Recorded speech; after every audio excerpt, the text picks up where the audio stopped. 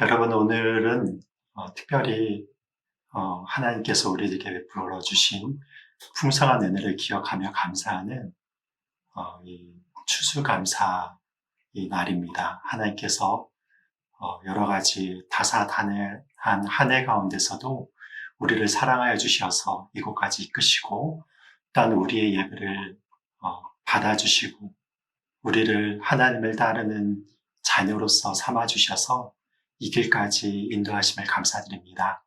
그런 신실한 하나님의 은혜와 축복으로 말미암아 남은 시간 가운데서도 하나님의 사랑과 인도하심이 우리와 늘 함께하기를 예수님의 이름으로 축복드리며 오늘 묵상을 시작하도록 하겠습니다. 오늘 하나님께서 우리에게 주신 말씀은 다니엘서 5장 1절부터 12절 말씀입니다. 제가 봉독드리겠습니다. 벨사살 왕이 그의 귀족 1000명을 위하여 큰 잔치를 베풀고 그 1000명 앞에서 술을 마시니라. 벨사살이 술을 마실 때 명하여 그의 부친 느부갓네살이 예루살렘 성전에서 탈취하여 온 금, 은 그릇을 가져오라고 명하였으니 이는 왕과 귀족들과 왕후들과 후궁들이 다 그것으로 마시려 함이었더라. 이에 예루살렘 하나님의 전 성소 중에서 탈취하여 온 금그릇을 가져오니 왕이 그 귀족들과 왕후들과 후궁들과 더불어 그것으로 마시더라. 그들이 술을 마시고는 그 금, 은, 구리, 쇠, 나무, 돌로 만든 신들을 찬양하니라. 그때 사람의 손가락들이 나타나서 왕궁 촛대 맞은편 석회벽에 글자를 쓰는데 왕이 그 글자 쓰는 손가락을 본지라.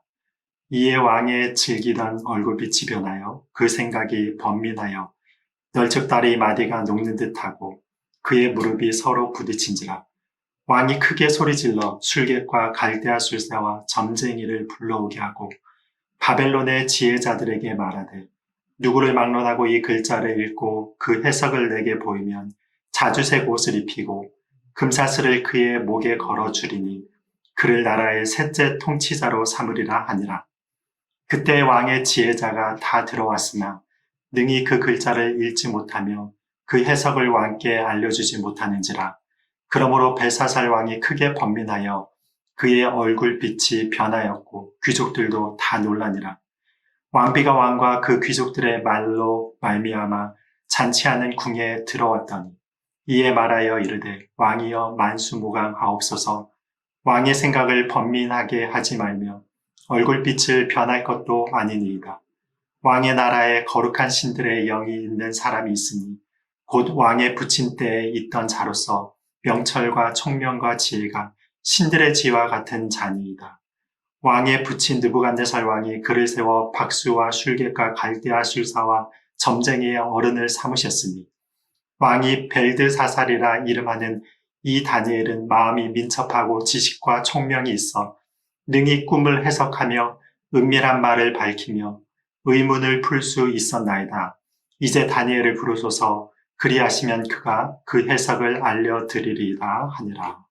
아멘. 여러분, 하나님의 사람들과 세상 사람들과의 어떤 큰 차이점이 있죠. 그것 중에 하나가 무엇입니까? 하나님의 사람들은 모든 일과 역사를 하나님께서 주관하심을 알고 있습니다. 그리고 자신을 통하여서 어떤 큰 일이 이루어졌다고 해도 그 일들이 사실 자신의 힘과 지혜로 말미암은 것이 아니라 하나님의 은혜로 말미암아 하나님의 능력으로 말미암아 이루어졌음을 알고 하나님께 모든 영광을 돌려드리죠. 그에 비해 세상 사람들은 어떤 것을 추구합니까? 나의 힘으로 큰 업적을 남기고 그의 이름을 남기기를 원합니다. 그래서 옛날부터 큰 제국의 황제나 왕들은 자신이 죽은 이후에도 자신의 이름을 남기기 위해서 큰 건축물들을 많이 만들어 왔습니다.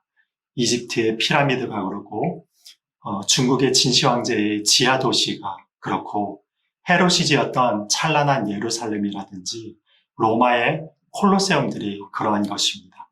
지금도 두바이에서 그 아랍의 왕권의 위대함을 나타내기 위해서 부르즈 칼리파라고 하는 세계에서 가장 높은 건물을 쌓아 올렸습니다. 그 모든 건축물들은요, 하나님을 위한 것이 아니라 자신의 이름을 내기 위함이었습니다. 느부갓네살 왕 이후에 바벨론의 왕이 된 이 벨사살 왕 역시 자신의 힘을 제국 가운데서 드러내고 싶은 마음이 있었습니다.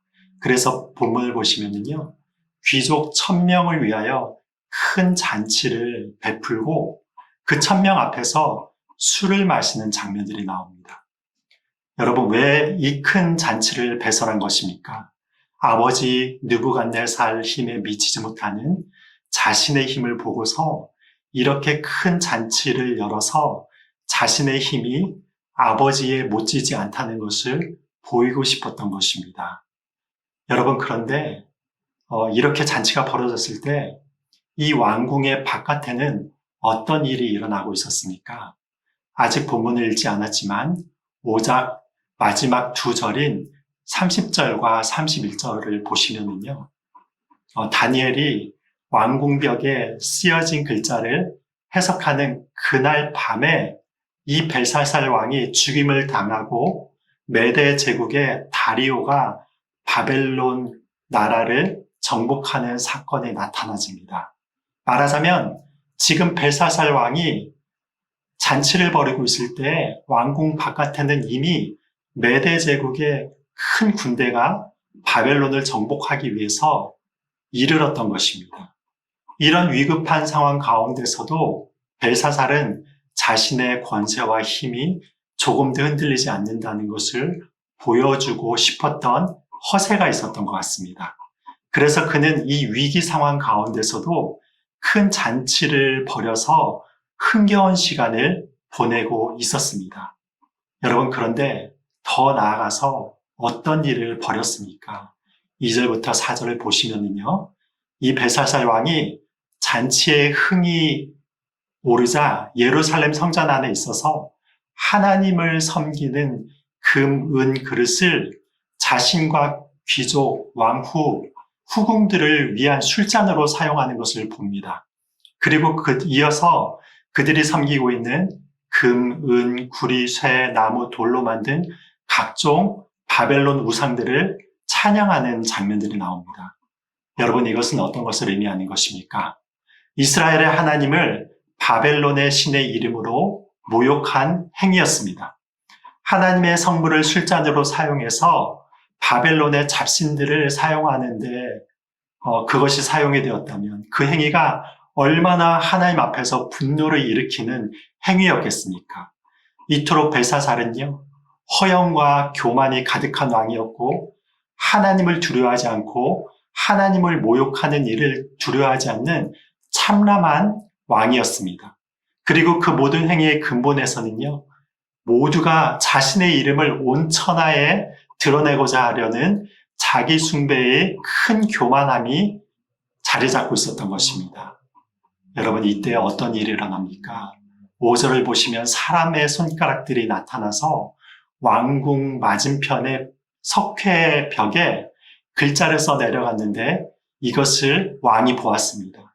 그 무서운 장면을 보는 순간에 그는 얼어붙어서 널쩍다리 마디가 녹는 듯 하였다고 했습니다. 그리고 얼마나 떨었든지 무릎을 부딪히며 떨고 낯빛이 변하였습니다. 여러분, 이것이요, 바로 참된 왕이 되신 하나님의 권능이자 위엄입니다. 당시 바벨론이 세계에서 가장 위대한 제국으로서의 힘을 가지고 있었지만, 그리고 벨사살은 그 제국의 왕이었지만, 사실 바벨론뿐 아니라 모든 나라를 다스리시는 진정한 왕은 하나님 한 분밖에 없으셨던 것이죠. 그래서 하나님의 위엄이 나타나는 순간에 아무리 큰 힘을 가진 바벨론 왕이라고 해도 호랑이 앞에 고양이처럼 벌벌 떨 수밖에 없었던 것입니다. 그래서 그 글씨를 해석할 수 없어 왕이 번민에 빠지자 그 지혜로운 왕비가 하나님의 지혜가 함께하는 다니엘을 추천하였습니다. 그러면서 그 왕비는 다니엘은 거룩한 신들의 영이 있기에 그의 지혜는 신들의 지혜와 같은 자라고 소개를 하였습니다. 여러분, 이것을 통해서 우리는 무엇을 알 수 있습니까? 우리가 이 땅에서 아무리 큰 일을 한다고 해도 자신의 이름을 남기기 위해서 어떤 일을 한다면 그의 인생은 이 어리석은 벨사살 왕과 다름이 없습니다. 반대로 아무리 작은 일을 한다고 해도 그 일이 예수님의 이름과 마음으로 행한 것이라면 그를 통해서 하나님께서는 진정한 영광을 받으신다는 것입니다. 여러분, 요즘에 한국 교회가 많은 어려움을 당하고 있는데 그 어려움의 핵심을 제가 곰곰이 생각해 보는데요. 그것은 교회에서 진정한 하나님의 영광을 추구하는 것이 아니라 그 교회의 이름을 드러내고 그 교회의 목사님의 이름을 드러내고 그 교회를 통해서 자신들의 이름을 드러내고자 하는 욕망이 있었기 때문이 아닌가 그렇게 생각해 봅니다. 하나님의 교회들은요, 다 귀한 교회들이죠. 그런데 큰 교회를 다니시는 분들의 마음속에 그 교회에 대한 사랑을 넘어서서 자신의 교회가 최고라고 교회에 대한 지나친 프라이드를 가지고 있는 분들을 종종 만나게 됩니다. 교회의 영향력도 순위를 매기고 교회의 크기, 재정, 출석수, 예배당 규모 등으로 교회의 순위를 매깁니다. 여러분, 왜 그렇습니까? 그것을 통해서 하나님의 영광을 드러내는 것이 아니라 자신이 출석하고 있는 교회의 위대한 힘을 보여주려고 하기 때문에 그런 것 같습니다. 이것은요, 마치 다윗 왕이 하나님 앞에서 인구조사를 하여서 그 교만함으로 인하여서 징계를 받은 것과 같은 어리석인 것입니다. 하나님의 참된 영광이 아닌 자신의 교회만을 부흥시키고 그 교회의 이름을 하나님의 참다운 은혜보다 더 드러내려고 하는 이러한 개교회주의가 한국 교회를 망치게 하였습니다. 여러분, 이런 원리는요, 교회뿐만이 아니라 우리 각각의 삶에도 적용이 됩니다. 우리가 신앙생활하는 것에 가장 마음의 중심에 무엇이 있습니까? 이 벨사살 왕과 같이 내가 열심히 신앙생활을 한다 해도 내 마음 가운데 나에 대한 프라이드를 가지고 그 교회 가운데서 나의 이름을 드러내려고 한다면 죄송하지만 여러분들은 벨사살 왕과 같은 그런 헛된 욕망을 추구하는 분들입니다. 그렇지만 그 마음 가운데 가난하고 깨진 마음으로 하나님 앞에 나와서 자기의 작은 것이라고 또 드리는 사렙다 과부와 같은 마음을 가진 겸손한 자라면 하나님께서는 그 헌신을 통하여서 영광을 받으시는 것입니다. 하나님은 우리의 업적 이전에 우리 마음의 중심을 보시는 분이시기 때문에 그렇습니다. 우리의 인생은 반드시 그 흔적을 남깁니다. 그리고 그 마지막 끝에는 우리의 마음의 중심을 보시는 하나님께서 우리를 판단하시는 그 자리에 계십니다. 그래서 자신의 이름에 영광을 위해서 사는 벨사살 왕과 같은 자들은 심판하시고 하나님의 영광을 위하여서 자신의 삶을 바친 다니엘과 같은 자들에는 하늘의 별과 같이 영원토록 빛나는 하나님의 영광을 주십니다. 우리도 우리를 영광을 위해서 사는 것이 아니라 다니엘과 같이 우리를 통해 참된 왕이 되신 예수님의 은혜, 하나님의 영광을 드러내요. 하나님 앞에서 인정받는 지혜로운 삶을 살아가시는 저와 여러분들이 되시기를 예수님의 이름으로 축복드립니다. 기도하시겠습니다. 하나님, 우리 가운데서 함께 해주신 주님의 은혜와 사랑을 감사드립니다. 우리가 부족할 때에도 하나님께서 사랑하여 주시어서 그 사랑을 먼저 보이게 하여 주시고 또한 그 사랑을 깨닫고 하나님 앞에 영광을 돌릴 수 있는 은혜를 허락해 주셔서 감사드립니다. 이 세상을 살아나가는 동안에 우리가 어리석게 이 짧은 세상 동안에 하나님의 영광을 드러내기보다는 나의 이름과 나의 능력을 드러내려고 했던 연약한 부분을 용서하여 주시옵소서.